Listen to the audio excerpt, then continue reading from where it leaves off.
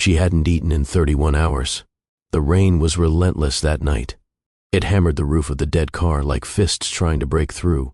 Mara Fontaine sat in the back seat behind a laundromat on the eastern edge of the city, wrapped in a donated wool blanket that smelled like someone else's life. The windows were fogged with her breath. The engine hadn't turned over in weeks. The battery was dead. The gas tank was empty. Everything was empty. 6 months ago, this woman, this brilliant, gifted, extraordinary woman, had been sleeping in a penthouse 62 floors above the city skyline.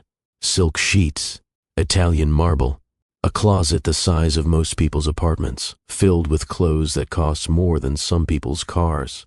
She was the wife of Victor Aldain, a billionaire, a man whose name moved stock markets and filled the front pages of every financial magazine in the country. And the last thing he ever said to her, the very last words he spoke before he walked out of her life with another woman on his arm, were these: "You were never the architect, Mara. You were the decoration." Now here she sat, homeless, starving, invisible, wearing clothes from a donation bin, digging through trash for food, wondering, genuinely wondering, if disappearing from the earth would feel any different from the way she already felt. Have you ever loved someone so deeply that you forgot who you were without them? Have you ever looked in the mirror and realized, truly realized, that the person staring back is someone you don't recognize? Someone hollowed out? Someone erased? That was Mara. Victor Aldain didn't just divorce her. He didn't just leave her. He dismantled her, piece by piece, year by year, until there was nothing left. Her career, gone. Her family, severed. Her father, dead. And she found out about her own father's death from a 3-paragraph obituary in a newspaper while standing in Victor's kitchen, over Italian marble countertops. But tonight, on the worst night of her life, in the rain, in the dark, behind a laundromat where nobody would ever think to look, a stranger is about to knock on her window, and she's going to ask Mara one single question. One question, 7 words. And those 7 words are going to unlock a $470 million inheritance, expose a web of lies that stretches back over a decade, and ignite a war against the most powerful man Mara has ever known. But you are not ready for how this unfolds.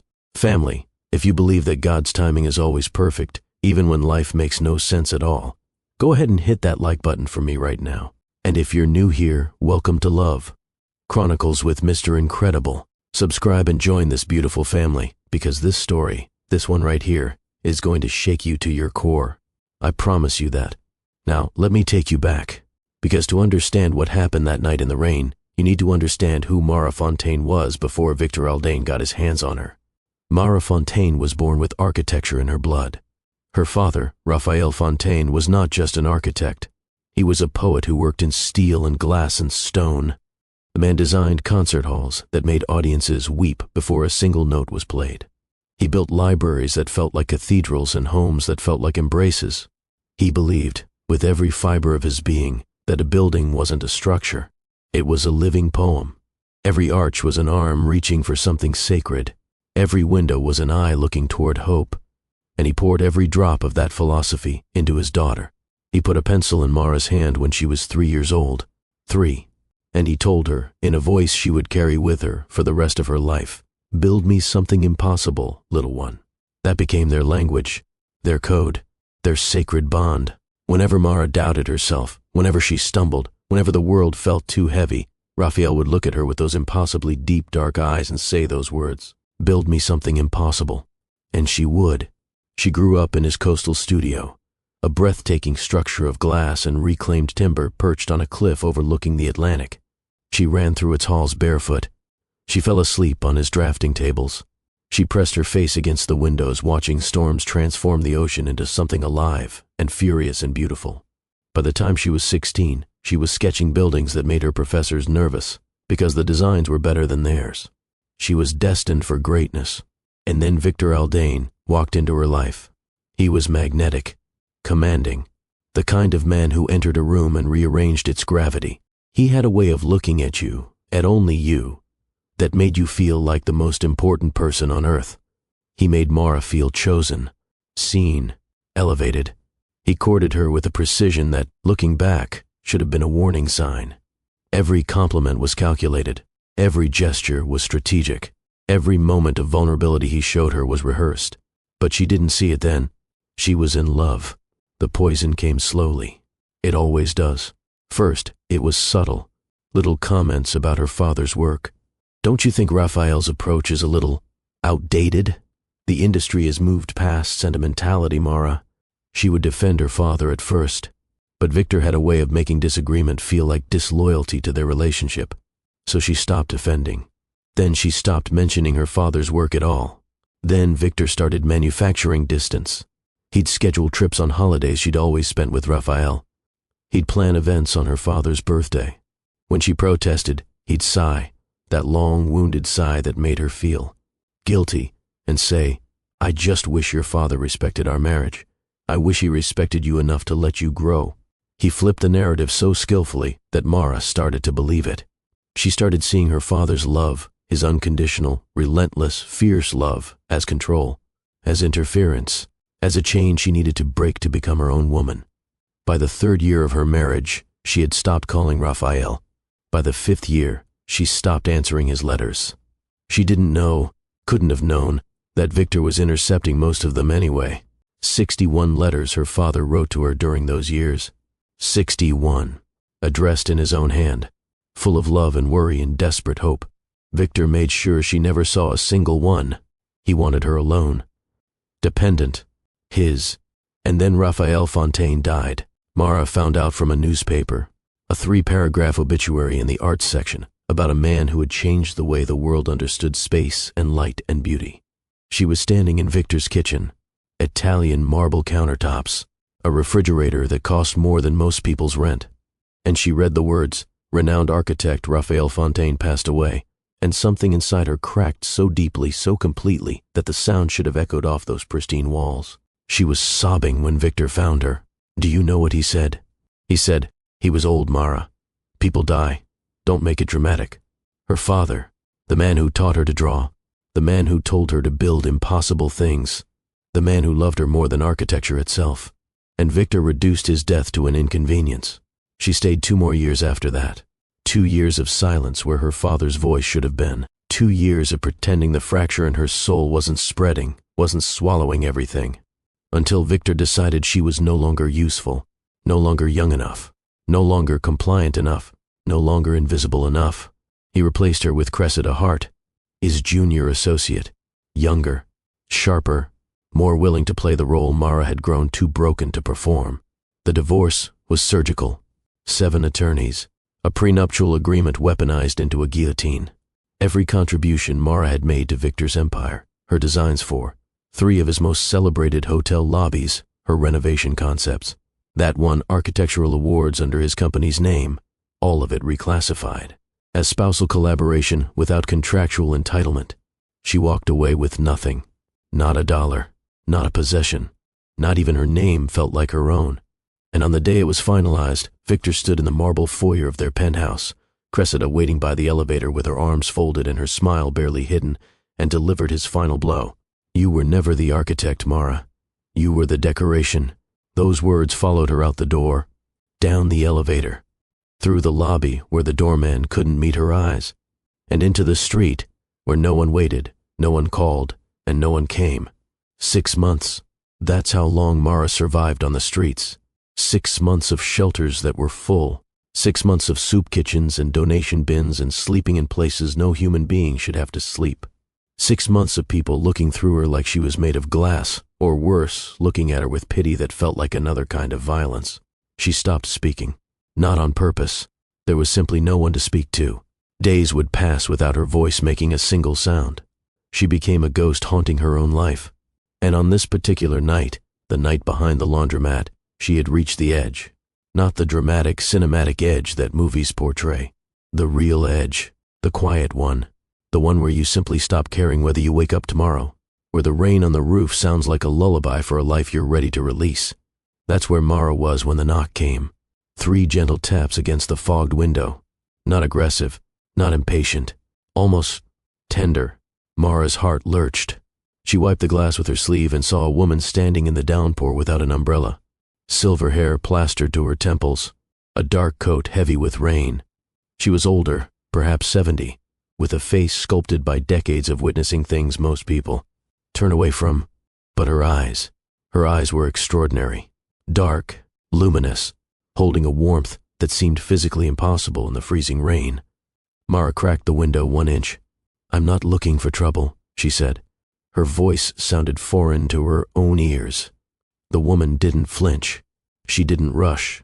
She tilted her head slightly, studying Mara with an attention so focused, so deliberate, that it felt almost architectural, as if she were reading the blueprints of Mara's soul. And then she asked the question, 7 words. "Do you still build impossible things?" The world stopped. The rain kept falling, but Mara couldn't hear it anymore. The cold kept pressing against the window, but she couldn't feel it. Every nerve in her body was firing at once, because those words, those exact words in that exact order, were a key that fit a lock only 2 people in the universe had ever shared. "Build me something impossible, little one." Her father's voice, her father's language, rising from the dead and reaching through a car window on the worst night of her life. "Who are you?" Mara's voice shattered. "How do you know that phrase?" "My name is Millionaireceo." The woman's voice was steady against the storm. "I was your father's creative partner for 23 years. Not romantic, creative. We built together. And before he died, he gave me one instruction, one single instruction that I have spent the last 2 years trying to fulfill." Nadia reached into her coat and withdrew a thick envelope sealed with red wax. Even through the crack in the window, Mara recognized the impression stamped into the wax. A compass rose with a crescent moon at its center. Her father's signet, the same symbol he used to press into her birthday cards when she was a child. "He told me to find you," Nadia continued. "No matter where you were, no matter how long it took, he told me to find you and ask you that question. Because he said, and these were his exact words, if she still remembers, if those words still mean something, then she's not gone, she's just lost, and lost people can be found." Mara couldn't breathe. "Your father left you everything, Mara. His studio on the coast, his unfinished cathedral, his name, his legacy, his life's work, and a fortune he spent decades quietly building, not for himself, but for the day you came home. How much? $470 million, conservatively." The number floated in the air between them, utterly meaningless against the reality of a woman sitting in a dead car in wet clothes who hadn't eaten in 31 hours. "But there are conditions." Nadia's voice shifted, became more careful, more deliberate. "He knew you'd need more than money. He knew what Victor did to you. He saw it happening. He watched it from a distance because you wouldn't let him close enough to stop it. So he designed your way back, the same way he designed everything, with intention, with love, and with absolute refusal to accept anything less than your best." Mara stared at the envelope, at her father's seal, at the evidence that even in death, Raphael Fontaine had not stopped building things for his daughter. "Open the door," Nadia said softly. "Come with me, and let me show you what your father spent his last years creating for you." Mara's hand found the door handle, and with a click that echoed louder than the storm, she pushed it open and stepped into the rain. "Family, I need you to pause for a second. I need you to sit with what just happened. This father, this man, spent his dying years building a bridge home for a daughter who wouldn't answer his phone calls, who wouldn't read his letters, who chose another man over everything he'd built and everything he believed in. And he didn't stop loving her. He didn't stop planning. He didn't stop hoping. He prepared everything she would need to rise again. Drop a comment right now. A parent's love never dies. And if you're watching this with someone you love, share this video. Send it to them. Let them know that kind of love is real. Now, let me tell you about these conditions. Because what Raphael Fontaine asked of his daughter, it's going to test every single thing she has left. The coastal studio appeared through morning fog like a memory surfacing from deep water. Mara saw it from the passenger seat of Nadia's car, and her breath simply stopped. Glass and reclaimed timber growing from the cliff face as if the building had always been part of the rock. Every window glowing, the Atlantic churning silver below, unchanged, preserved, as if the building itself had been holding its breath for 15 years, waiting for her to come home. "He never changed it," Nadia said quietly. "He said it was waiting for you, the way a stage waits for its performer." The car stopped in the gravel drive. Mara's hand found the door handle, but she couldn't move. Couldn't make herself step out and face the home she'd abandoned, the life she'd thrown away for a man who turned out to be nothing but smoke and cruelty. A figure appeared in the doorway, broad-shouldered, late 50s, hands that had spent decades working with materials heavier than paper. His face was weathered by salt air and sun and years of waiting. Bastien Moreau, her father's foreman, his caretaker, the most loyal man on the entire coastline. When he saw Mara through the windshield, his composure, a composure built across decades of discipline, crumbled like a sandcastle meeting the tide. She got out of the car. He reached her in 4 strides and pulled her into an embrace so fierce it drove every molecule of air from her lungs. She felt his chest heave, felt his tears against her hair. This enormous stone-solid man, weeping like a child. He waited. Bastien managed through a voice destroyed by emotion. Every single day, he'd stand at that window, that one right there, and look down the road, every morning, every evening, and he'd say to me, "Today might be the day, Bastien. Make sure the guest room is ready." He pulled back, holding her at arm's length, studying her face the way a father studies a child he thought he'd lost. I changed those sheets 417 times. 417 times. Not an estimate, not a rounded number. 417 individual acts of hope. 417 mornings of smoothing pillows and turning down blankets for a woman who never came. Mara's legs gave out. Bastien caught her, held her up, guided her inside. The studio was exactly as she remembered. Dawn light pouring through floor-to-ceiling windows, walls covered with her father's drawings, blueprints, watercolors, sketches, hundreds of them, documenting a mind that never stopped creating even as the body containing it was failing. "There's someone else," Bastien said carefully, leading her toward the kitchen. Mara smelled coffee before she saw her. Copper pots on iron hooks, a long wooden table scarred with decades of meals and conversations and life lived fully. And sitting at the far end, hands wrapped around a ceramic mug, was someone Mara almost didn't recognize. Lena? Her younger sister looked up. 26 years old. She had Raphael's eyes, those impossible luminous depths. But where Raphael's eyes had always radiated warmth, Lena's held something else entirely, ice. "Hello, Mara." 2 words, dropped onto the table like stones falling into still water. "I didn't know you were here." Lena's voice cut like a surgical blade. "Where else would I be? Someone had to stay. Someone had to hold his hand when the treatment stopped working. Someone had to learn how to change 4 bags and administer medication and read to him when he was too weak to hold a book. Each sentence a wound delivered with precision. Someone had to sit beside him during the last 3 weeks, when he couldn't speak anymore, when all he could do was point at the door, over and over, every time he heard a footstep, because he thought, every single time, that it might be you finally coming home." Mara stood perfectly still and let every word land. "You're right," she whispered. "You're absolutely right. Don't." Lena's jaw tightened so hard Mara could see the muscle trembling. "Don't stand there and be reasonable and broken and sympathetic. You chose him. For years you chose that man over everyone who actually loved you. Papa wrote you 61 letters. I know because I helped him address the envelopes when his hands started shaking too badly to hold a pen. 61 letters, Mara, not one response. Victor intercepted them. I never saw. I know." Lena's voice finally cracked. Not with anger, with grief so deep it had its own gravity. "I know he intercepted them. I know he isolated you. I know what he did. Papa knew too. That's why he didn't stop writing. That's why he didn't give up. But knowing why you were gone didn't make watching him die without you any easier. It didn't make your absence hurt any less." Silence swallowed the kitchen whole. Nadia spoke carefully into the void. "Perhaps we should discuss the conditions."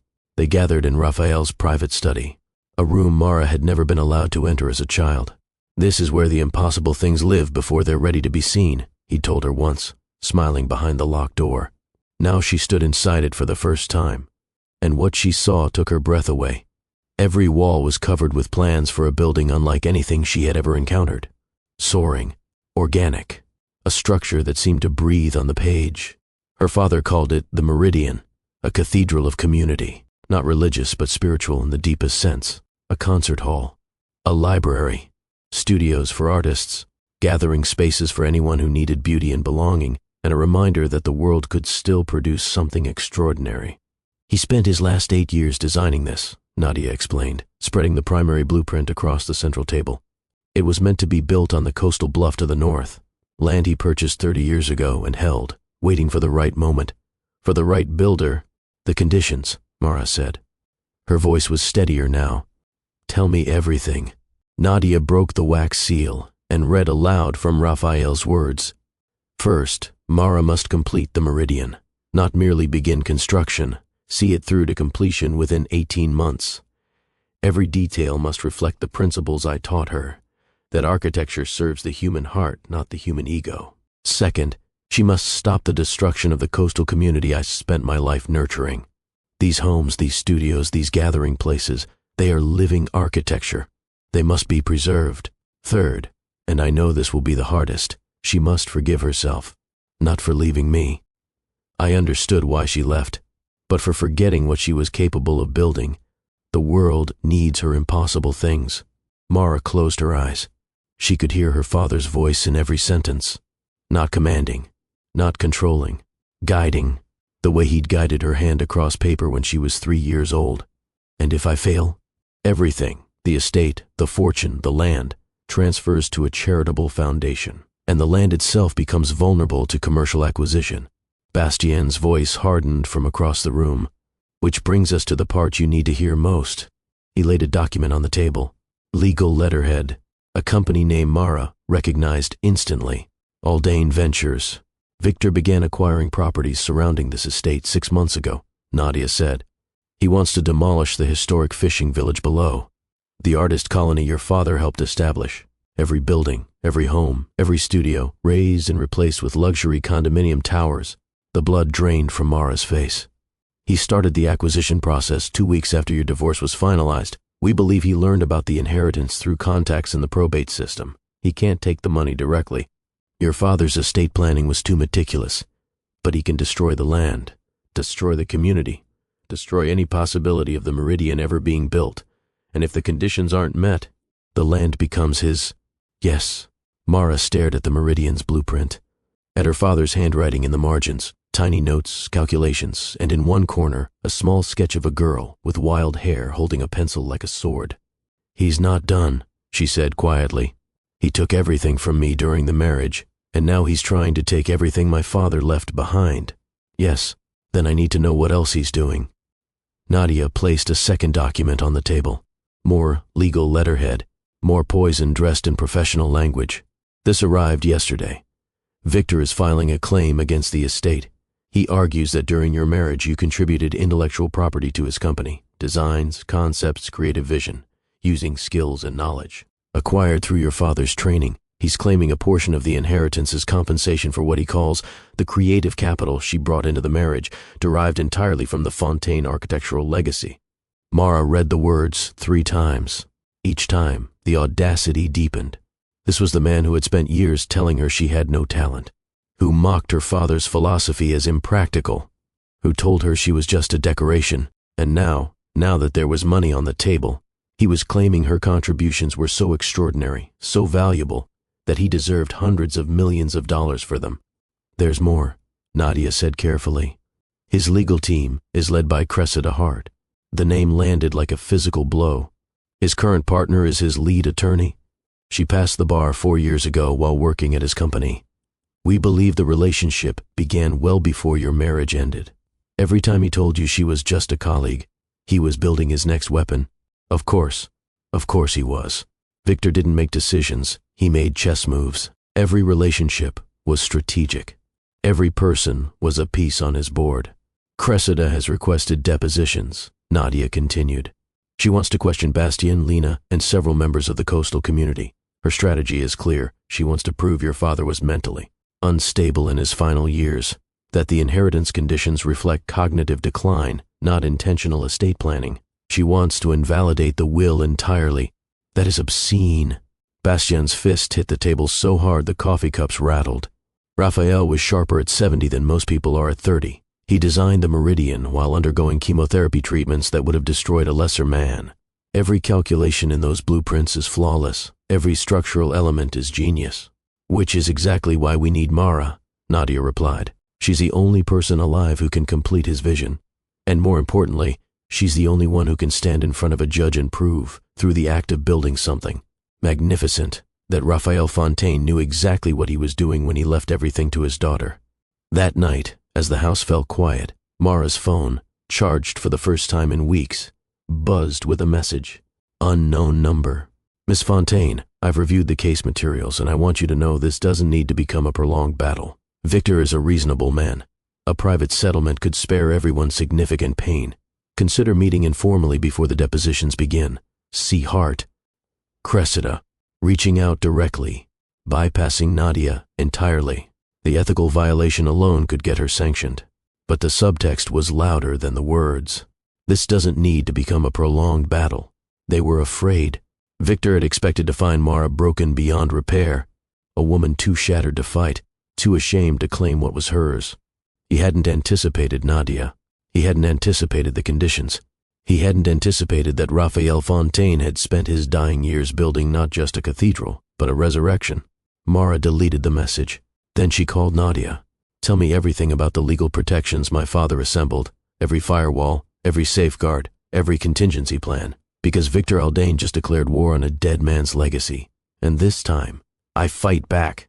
Now family, listen to me carefully. This man who told Mara she was nothing, is now in a courtroom claiming her brilliance was so valuable that he deserves $500 million for it. You see how the enemy works? First they tell you you're worthless. Then, when you discover your worth, they try to claim ownership of it. Somebody needs to write this down. No one can own what God put inside you. That night, unable to sleep, Mara wandered into her father's bedroom. She'd been avoiding it, the way you avoid the center of an earthquake. But grief and exhaustion finally drew her in, and what she found nearly broke her all over again. Everything was untouched.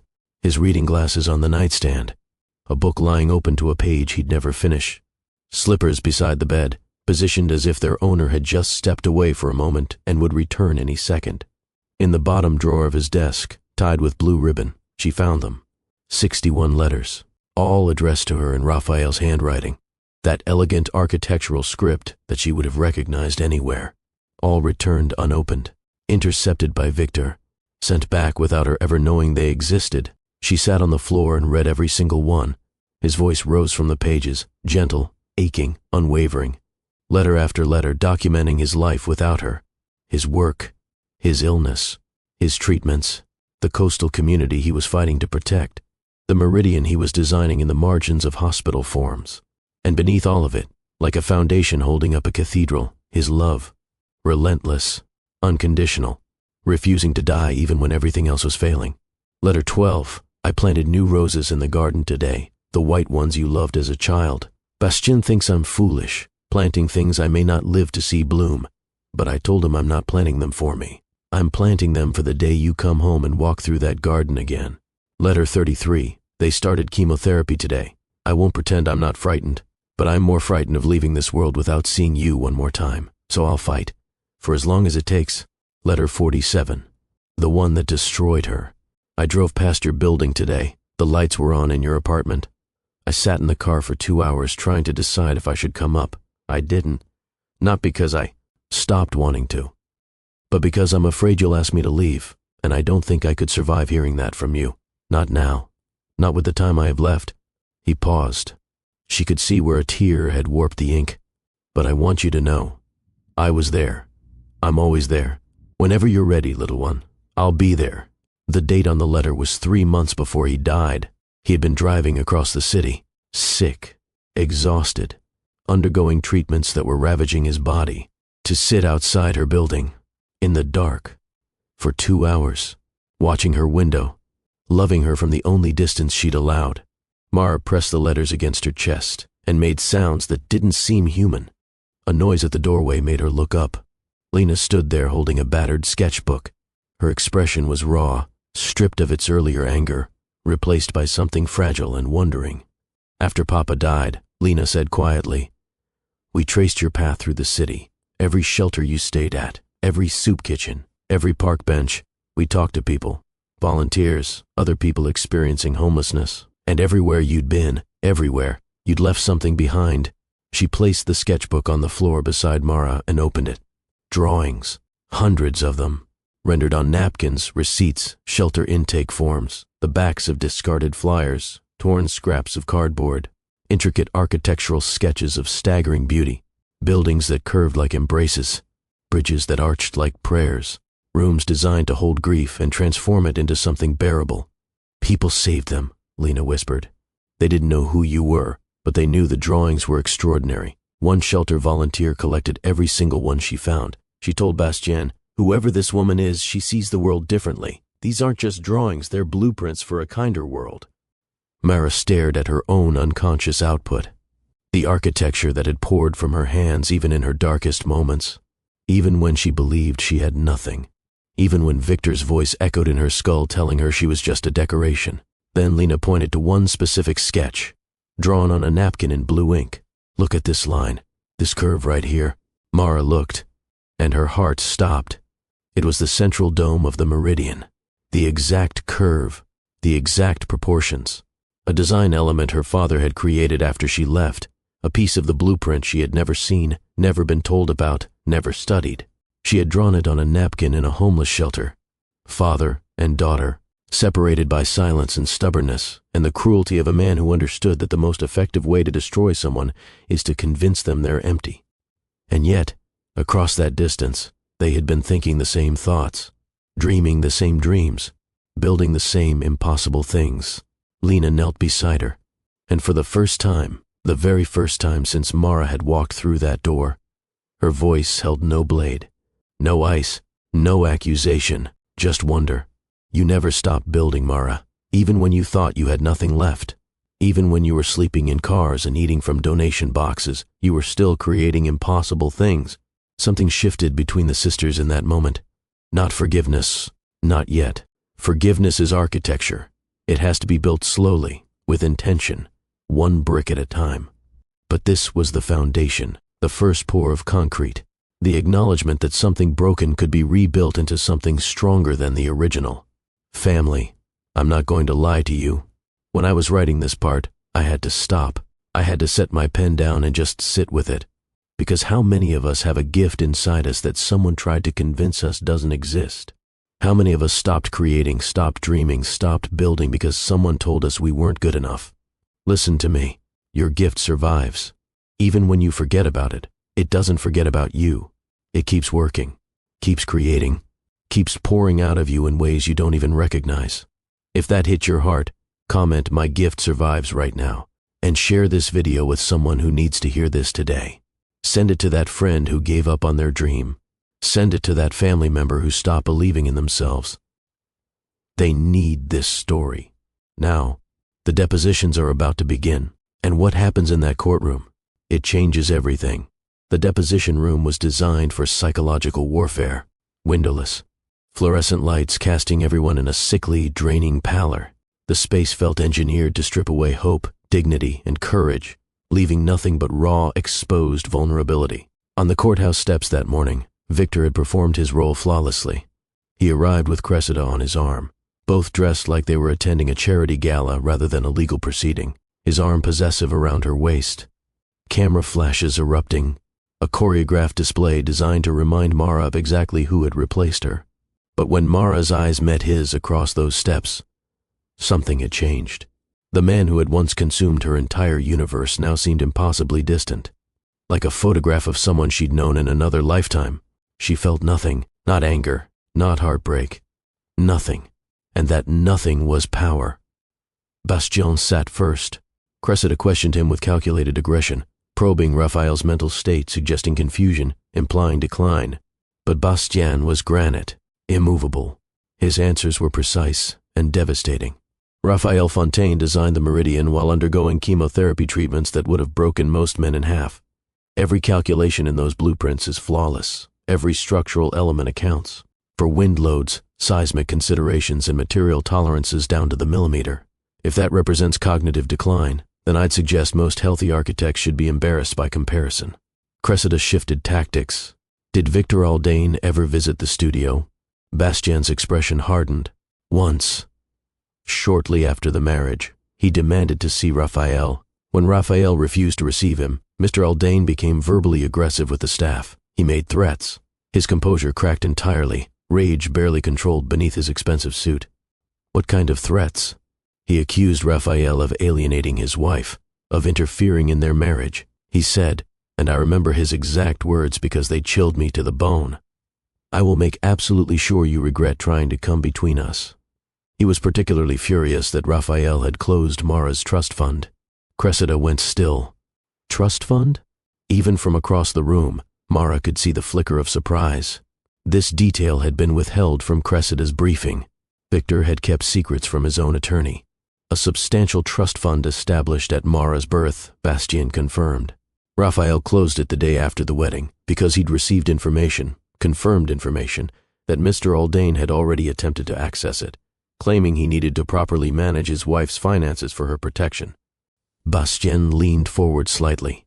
Raphael told me he'd rather burn every dollar in that fund than let Victor Aldane touch a single cent of it. Then came Lena. She sat down with barely contained fury, a woman who had been waiting for precisely this moment. When she spoke, every word was a controlled detonation. Approximately 1 year after Mara married Victor, our suppliers suddenly started refusing to work with us. Clients became mysteriously unavailable. Loan applications, standard routine applications, were inexplicably denied. We lost accounts we'd held for decades. Relationships my father had spent a lifetime building evaporated overnight. And you attribute this to my client? Cressida's voice was less certain now. I don't attribute it. I document it. Lena placed a thick folder on the table, testimonies from 14 suppliers who were contacted by representatives of Aldane Ventures and offered substantially more favorable terms if they immediately stopped doing business with Fontaine Studios. Recovered emails from former clients who admitted, some reluctantly, some angrily, that they were pressured to drop us. A paper trail of deliberate, systematic interference that corresponds exactly with the timeline of Mara's marriage. Lena looked directly at the camera positioned in the corner of the room. Directly at the record. Victor Aldane didn't just destroy my sister. He tried to destroy everything my father ever built.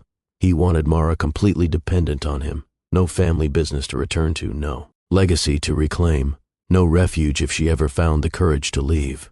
And when my father was too sick to fight back, when he was literally dying, Victor accelerated his plans. The room was silent. Cressida stared at the folder. Mara watched her face and saw something she hadn't expected. Not defiance, not dismissal, doubt. Outside the courthouse, Victor performed his postscript for the cameras. Concerned expression, measured voice. The mask of a reasonable man. I loved my ex-wife deeply. I still care about her well-being. This isn't revenge. It's about principle. Mara wanted to scream every truth into every microphone, but Nadia's hand on her arm steadied her. Emotional outbursts would only validate Victor's carefully constructed narrative of her instability. Patience was its own kind of warfare. That night, alone in her father's studio, Mara made a discovery that changed everything she understood about his work. She'd been sorting through decades of his sketches, organizing them chronologically, trying to trace the evolution of the Meridian's design. But as she laid them out across the floor, a pattern emerged that she'd never noticed before. Every collection her father had ever designed, every series of buildings, every portfolio of work, carried a formal title. But underneath each formal title, in small handwriting, was another name. Mara's first steps, summer in the garden, teaching my daughter to dream, the day she drew her first building, the year she left, and the hope that remained. Every single piece of architecture Raphael Fontaine had ever created was named after a moment from his daughter's life. His entire body of work, the legacy that had changed how the world understood space and beauty, was a love letter. Every building he'd ever designed, he'd designed for her. Mara held a sketch labeled "The Night I Knew She'd Surpass Me" and wept. Then she picked up his pencil. The same one, the one he'd placed in her hand at 3 years old, worn smooth by decades of impossible things. She drew. The lines came slowly at first, muscles remembering what the mind had tried to forget. Awkward, uncertain, like learning to walk after years of being told you couldn't stand. But then, gradually, they began to flow, and what emerged on the paper was not just a sketch. It was a declaration, the completed Meridian, rendered with the precision of her father's training and the fire of her own reborn vision. A building that would stand on that cliff and announce to the world, "We are still here. We still build impossible things. And we are done being afraid." By morning, the desk was covered in pages. Her hands were stained with graphite. And in her eyes, for the first time in 7 years, There was something that looked like the woman she had been before she forgot. She gathered Lena, Bastien, and Nadia. "We build while he fights," she said. "He expects me to be consumed by the lawsuit, to be paralyzed by depositions and legal threats while the clock runs out on the conditions. So we do both. We build the Meridian, and we fight in court, simultaneously." "That's nearly impossible," Nadia said carefully. Mara almost smiled.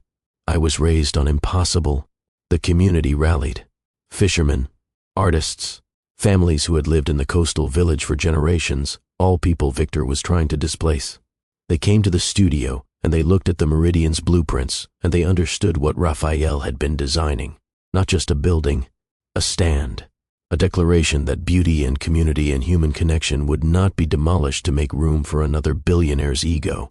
Construction began on a Tuesday morning. Mara was on site before dawn, dressed in work clothes, her father's pencil tucked behind her ear. When she drove the first stake into the coastal earth, Bastien stood beside her with tears streaming down his weathered face. "He would have loved this moment," Bastien said. "He's here," Mara replied. "He built this. I'm just finishing what he started." 8 months into construction, the Meridian's skeleton rising from the cliff like a prayer made of steel. Progress was extraordinary, ahead of schedule, under budget, the community pouring itself into every beam and joint and weld. Victor's legal assault continued relentlessly, motion after motion, filing after filing, every possible delay, every procedural obstacle.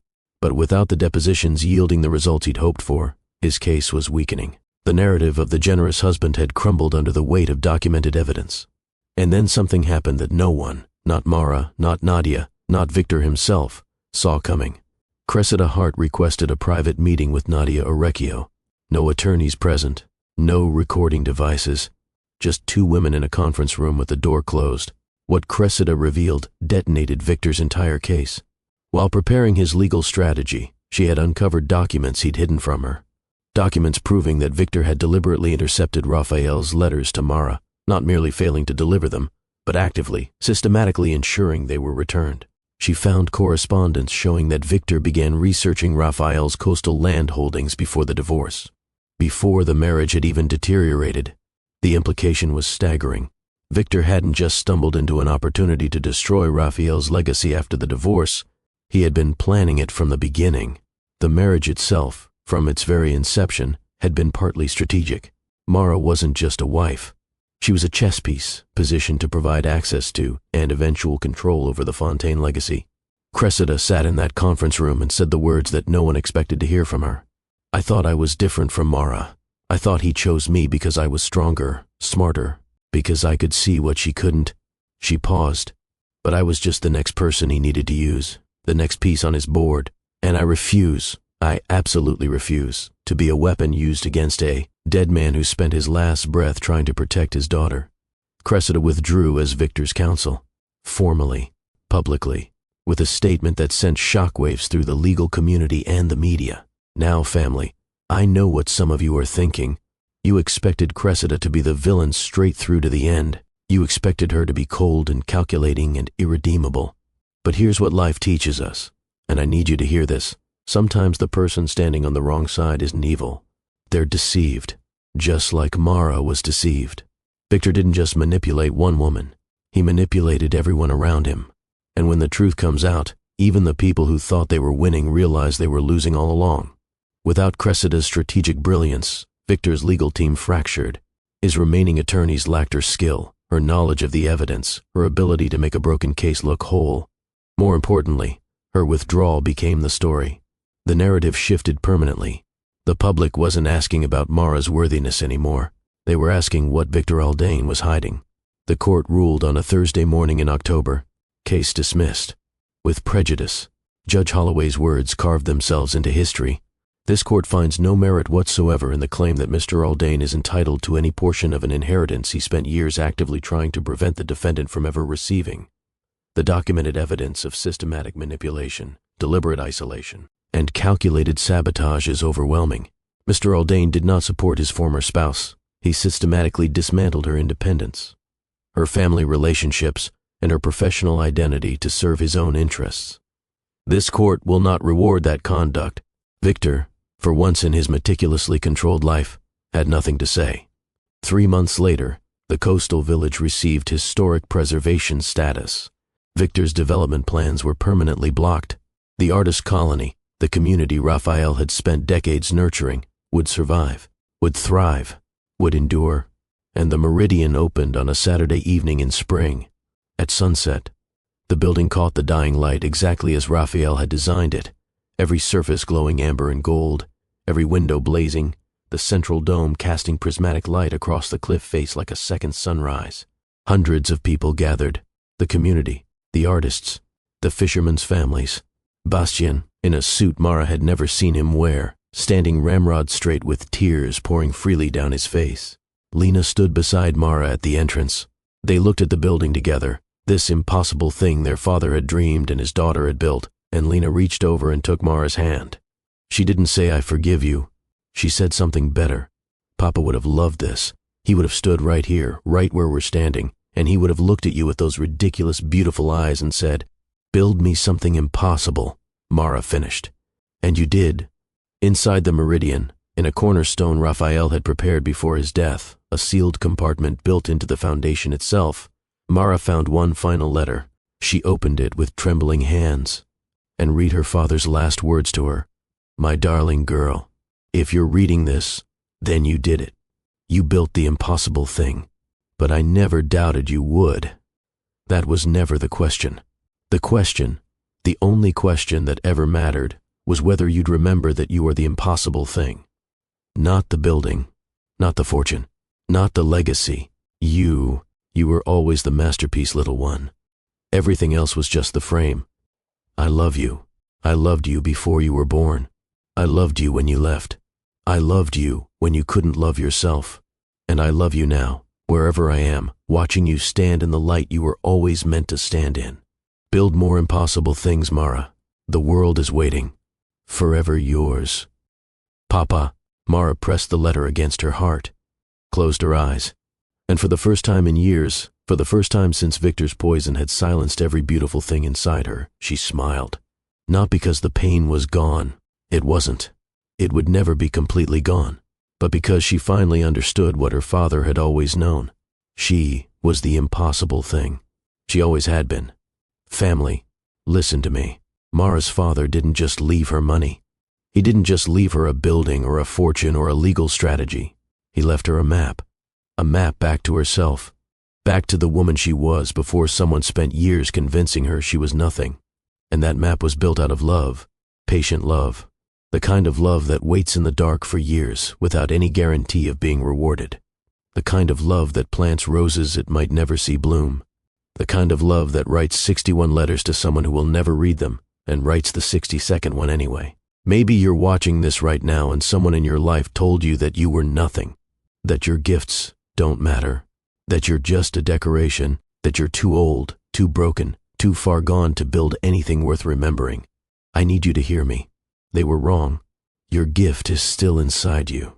It's been creating in the dark, sketching on napkins, building impossible things in corners of your soul that no one else can reach.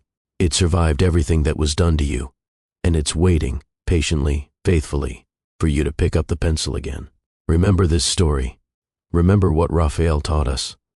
A parent's love isn't always comfortable. Sometimes it looks like silence. Sometimes it looks like waiting. Sometimes it looks like letting someone fall because you know in your bones that it's the only way they'll learn to rise. Abusers don't just take what you have. They erase who you are. But rebuilding starts with one moment, one question, one pencil in your hand and one voice, maybe from the past, maybe from someone you lost, maybe from deep inside yourself, saying, "Build me something impossible." Family. If this story touched your heart, I need you to do 3 things for me right now. First, smash that like button. Hit it hard. Let the algorithm know this story deserves to be heard by every single person who needs it today. Second, share this video. Send it to someone who stopped believing in themselves. Send it to someone who forgot what they were capable of building. They need this story more than you know. And third, subscribe to Love Chronicles with Mr. Incredible. Hit that notification bell so you never miss a story.